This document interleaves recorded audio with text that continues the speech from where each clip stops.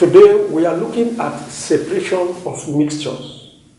A mixture is a combination of two or more substances in which each of the components retain their distinct properties. Now, the method of separating a mixture depends on the components of the mixture.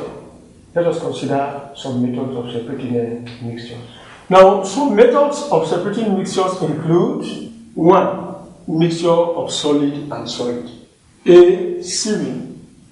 B. Picking. C. Sublimation. And D. Magnetic separation. A. Sieving. This involves pouring the mixture through a sieve. The particle with the smaller size passes through the mesh holes in the sieve. The mesh is the holes in the sieve, leaving the larger particle behind. B. Picking. This simply involves picking the unwanted substance, leaving the other behind. Sublimation is a process whereby when the substance is heated, it is converted from the solid state to the gaseous state and vice versa without passing through the intermediate liquid state. The method can be used to separate substances that sublime from those that do not. Some substances are attracted to the magnet while others are not. Those substances that are attracted to the magnet can be separated from those that are not, making use of magnetic separation. A mixture of solid and liquid can be divided into two parts. A is a mixture of an insoluble solid in a liquid, while B is a mixture of soluble solid in a liquid. Let's consider A, insoluble solid in a liquid.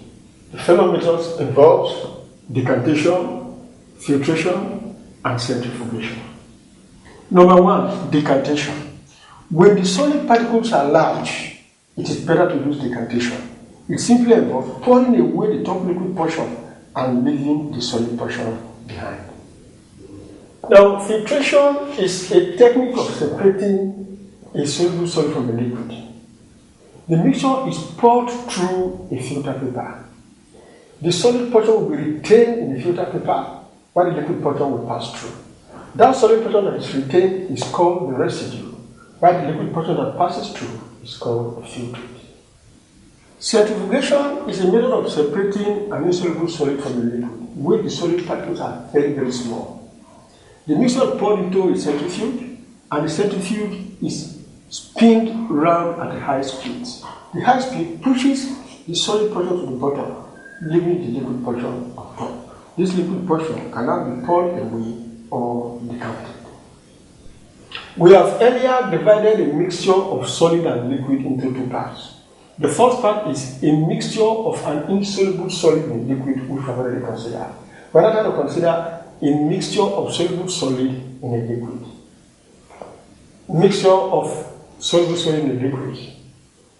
It involves 1, evaporation, 2, crystallization, 3, fractional crystallization, and 4, precipitation. Let's consider them one after the other. The mixture of a soluble solid in a liquid can be separated with the following techniques. 1, evaporation.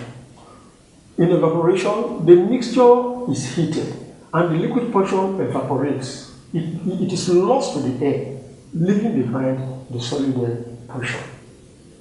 On evaporation, the solution is heated until it becomes saturated. When it is saturated, the crystals are now formed, and the crystals can now be separated by filtration.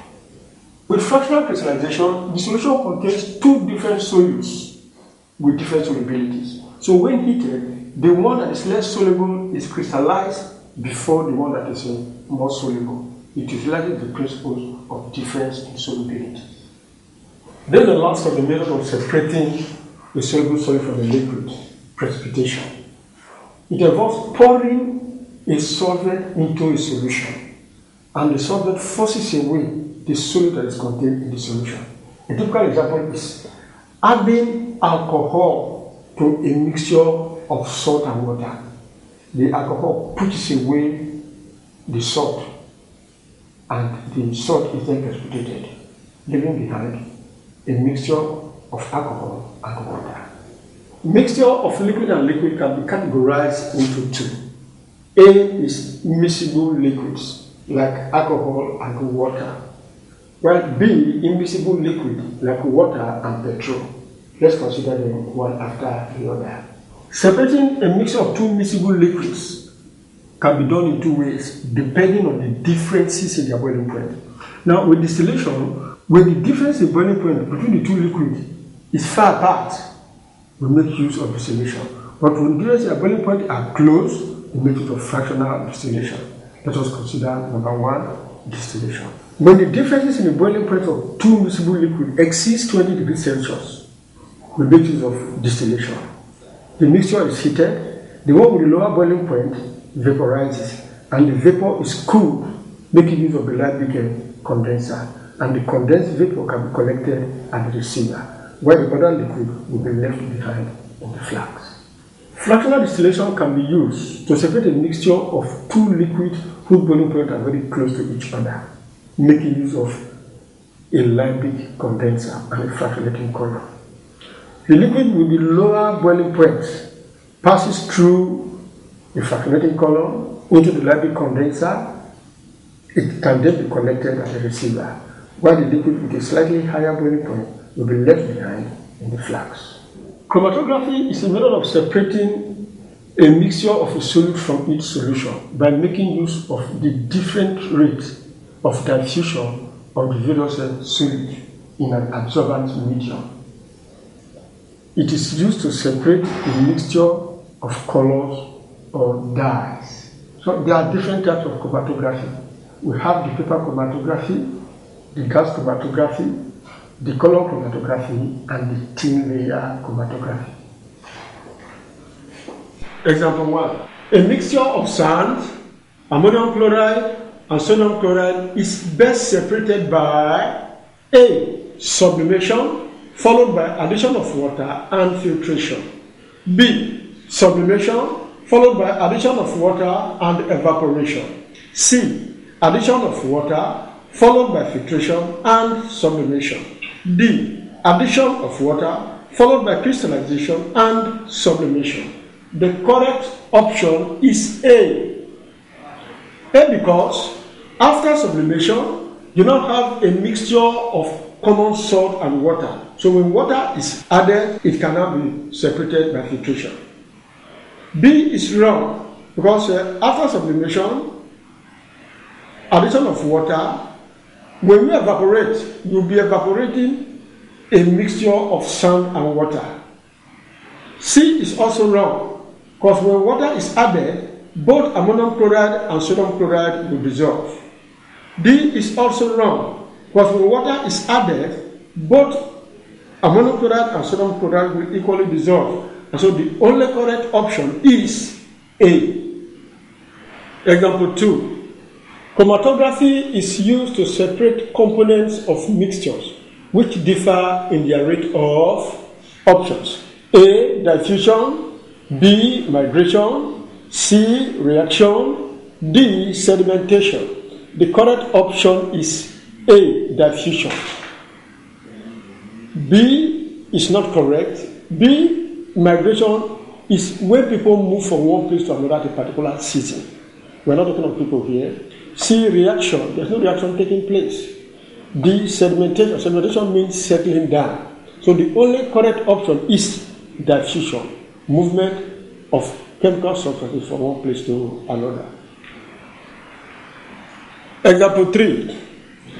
People add antifreeze to their car radiators in cold regions to prevent the water from options. A. Boiling. B. Vaporization. C. Freezing. D. Condensing. The correct option is C. An antifreeze prevents the water in the radiator from freezing. Boiling antifreeze will not cause water to boil.